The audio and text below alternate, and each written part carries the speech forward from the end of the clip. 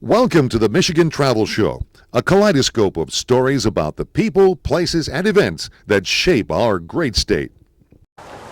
Okay, well, I'm up here at Gooseberry Falls State Park. This is about 40 miles north of Duluth. Big state park here. Here's the visitor center right there. And gonna walk over the falls.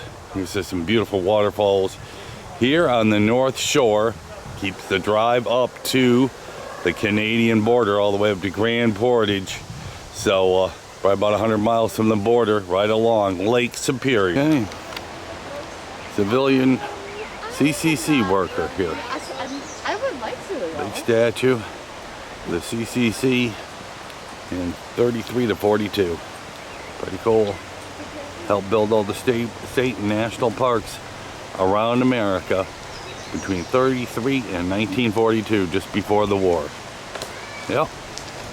On my way to the falls. The CCC Discovery Legacy of the CCC Historic District of buildings they built in this park back in the 30s and early 40s. I'm standing on top of the falls here. Here's the little river that comes through.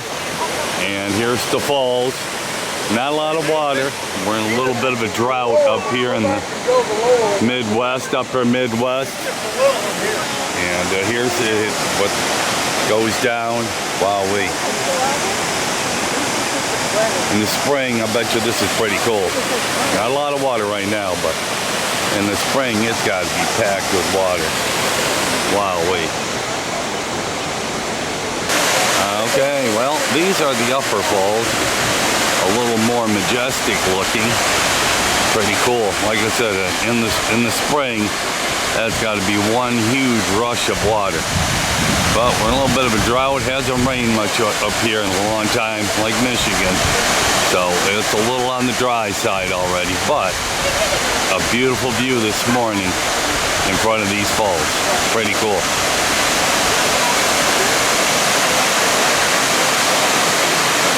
Okay, well there's the bear den kids are running into. I love it. Parents are bringing their kids out to these great parks. The bear den, they're checking them all out. That's where the bears probably sleep in the middle. I see another cave up there. Kind of cool. Kids checking them out. I would do that in my younger days. So, this is part of Minnesota's Lake Superior Coastal Program. Part of a nationwide program with NOAA, the National Oceanic and Atmospheric Administration, U.S. Department of Commerce, and the Minnesota Department of Natural Resources. Beautiful view of the falls, and of course I see they got it a little bit up here fenced up, and I'm going to take a look at that other cave over there. Not as far back, but a little bit of water seeping through there. Kind of cool. Okay, well, here in the visitor center at Gooseberry Falls State Park, a wolf, gateway to the North Shore. Name that rock.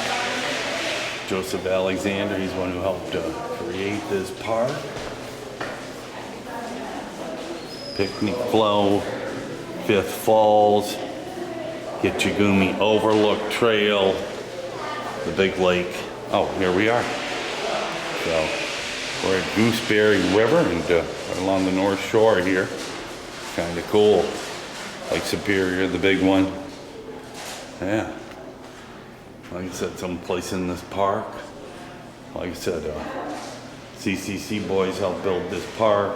There are lots of pictures of when they did the building back in the 30s and 40s. And famous little bobcats that hang out. One's a cougar and one's a bobcat. Anyway, the cougar, cousins with the twist, bobcat, and members of the lynx family. All part of the big kitty cat family. And there's a nature park in the packet. Cool. Okay, well, I'm at the Split Rock Lighthouse Visitor Center. One of the most iconic lighthouses on the Great Lakes, on a huge rock overlooking the lake. And we can get a quick overview of it right here. It's sitting way out on a point. So you could see this thing, the boats could see this thing for miles in its day. So, like I said, this is the visitor center, so I'm gonna go in and get my admission. Okay, the visitor center and gift shop. So, look, this is an awesome plaque here showing where all the lighthouses are on Lake Superior. Quite a few in Michigan, here in Minnesota, a couple there in Wisconsin, and obviously quite a few out there in Canada. But right there at Isle Royal, which is part of the USA, there are 4 of them around the island. Well, that's understandable because ships have to go into Thunder Bay, so they go around. They have to go around Isle Royal there. Now it looks like out there. We'll be going out there after I see the little movie. In fact, you can see it from right there out these beautiful picture windows. Now, somebody put up pictures of the lake, Historical Society, what it looks like during the winter months. Yeah, this is an iconic spot here on Lake Superior. Oh, so Minnesota National Historical Society has 26 sites around the state. Those would be fun to see there. They do a great job of putting on the history of Minnesota. So, yes, beautiful spots. Lots of great things to see here in Minnesota. Okay, well, this was in the old days when they had these Fenzel lights or Fenzel lamps or whatever, reflectors. Anyway, that's what was in all the lighthouses all over the world in the late 1800s, early 1900s. Now they had electronics, but that's what was in all these lighthouses worldwide back then. And of course, the science, they can go for miles. Yeah. It travels more than 22 miles. It was built in France. It was shipped in pieces back, obviously, in 1910. It was one of the brightest beacons in the Great Lakes, 22 miles. They built this lighthouse. Oh, it's still installed in the lighthouse. This is obviously a replica. A plastic model is still there. Weighs 15 prism in 252 individual prisms. Floats on mercury. Flashes every 10 seconds. The beacon's 168 feet above lakes. The beacon's range is 22 miles. Pretty cool. This is a replica model of plastic more than anything. Little motor there. Pretty cool. One lake, many stories, yeah.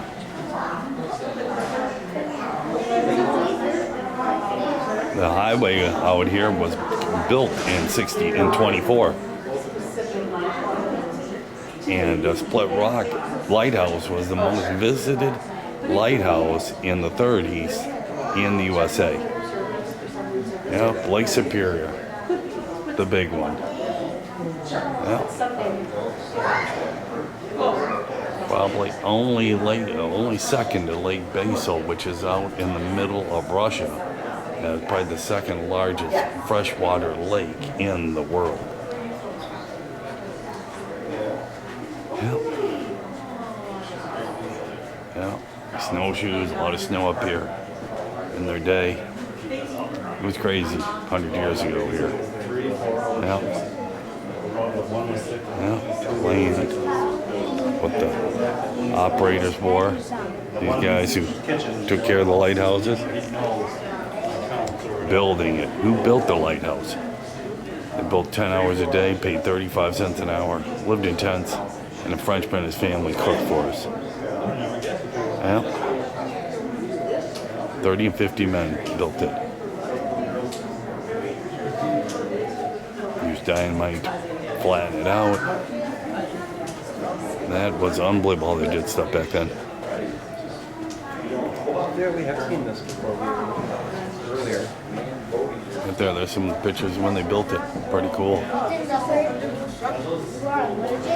The Great Storm of 1905.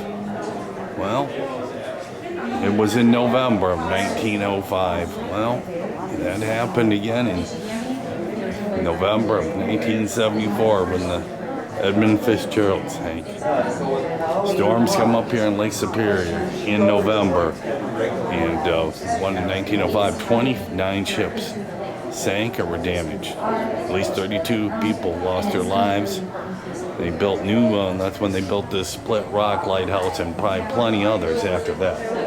And of course, the Edmund Fitzgerald. It was the biggest ship on the Great Lakes back in 1975, right here. Once again, a November storm, November 10th. It was headed to Detroit, loaded with taconite pellet, caught in a terrible storm. The ship sank 17 miles northwest of Whitefish. Yep, I remember that day, seeing that on TV. Worldwide news back then. Biggest ship in the Great Lakes. Yeah, there's a model of what it looked like. The power of the lake. And it's called a few different names. I can't even pronounce the Dakota, Ojibwe, Jichiminya, Lake Superior, French and English. Lake Superior has many names. Names that describes rock cliffs, bounding waves, clear water, pebble beaches, landscapes, homelands. Dakota people have called this land home. Ojibwe arrived here in the 1600, French and English, and 4 traders later. Yeah, resources around the 1800s were desirable: coal, iron ore, timber. Logging companies rushed to establishment. Mine companies built railroad to ship iron ore to ports along the North Shore. New railroads from Duluth to St. Paul carried fish for growing commercial markets. Yeah, fishing, big time. Yeah, and then logging. Yep, the power of the great Lake Superior. There's the top of the lighthouse. Split Rock Lighthouse. Okay, here's a complete view of it. Gonna walk up to it. Split Rock out, and then a couple of the houses. One of the houses. 35 families were here back in its heyday. And it was ran for 59 years. It was closed in 1969. Radar and other things have taken over, but it's one of the top lighthouses in America. Here's the big lens inside the lighthouse. Above is still turning. And here's the little mechanism. It makes it turn. Pretty cool. Still in operation. That is awesome. Pretty cool. Okay, the fog signal. Well, the fog signal had to be created and came out of engines.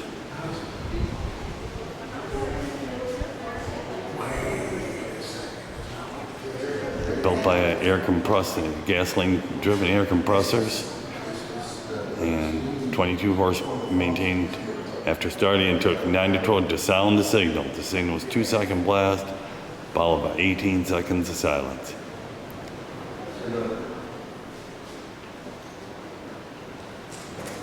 Yep, pretty cool. That's what they used for foghorns back then. Pretty unique. They're all gone now, but of course, the Edmund Fitzgerald, that's the one that